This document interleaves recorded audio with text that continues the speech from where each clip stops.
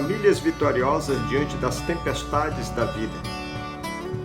Devocional de hoje, a família e a tempestade. Texto bíblico, Atos 27, versos 9 e 10. A palavra de Deus diz assim: tínhamos perdido muito tempo, e agora a navegação se tornara perigosa, pois já havia passado o jejum. Por isso Paulo os advertiu: senhores, vejo que a nossa viagem será desastrosa e acarretará grande prejuízo para o navio, para a carga e também para as nossas próprias vidas. Atos 27, 9 e 10. Paulo estava no navio indo para Roma, onde seria julgado pelo imperador romano. Naquele período, as viagens em mar aberto não eram propícias. Mas em sua presunção, os tripulantes do navio acharam que o vento sul era brando e podiam então viajar. Mas erraram, estavam enganados. Assim como eles, algumas famílias não se atentam para o perigo iminente. Não percebem aquilo que virá logo à frente. Não notam as indicações de temporal, de tempestade que está por vir sobre o seu lado. Perceber o perigo, os sinais que indicam que tempestade irão aparecer, não é tarefa fácil. Mas aqueles que temem a Deus, aqueles que seguem a palavra de Deus, são sempre alertados e têm sempre uma bússola que indica que o perigo está por vir. Paulo deu uma palavra de orientação à tripulação.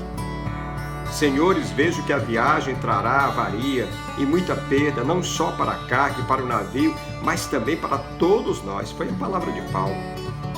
Ele sabia que era perigoso fazer aquela viagem. Mas suas instruções foram deixadas de lado pelo centurião e a maioria da tripulação, porque achavam que eles conheciam muito mais de navegação do que Paulo. Entretanto, desde a saída deles de Cesareia, já haviam experimentado ventos contrários, é o que diz os versículos 4 e 7 do mesmo capítulo que lemos.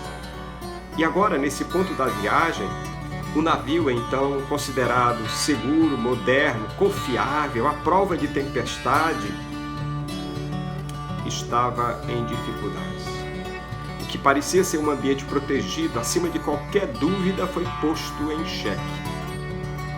Aqueles homens não ouviram as orientações de Paulo. De igual modo, muitos pais em nossas igrejas desconsideram as orientações da palavra de Deus. São advertidos em pregações, em testemunhos, mas simplesmente confiam mais em si mesmos, em suas experiências, do que nos alertas da palavra de Deus. Eles acham que só pelo fato de serem crentes, membros da igreja, ou de serem líderes na igreja, que suas famílias estão protegidas e imunes a tempestades.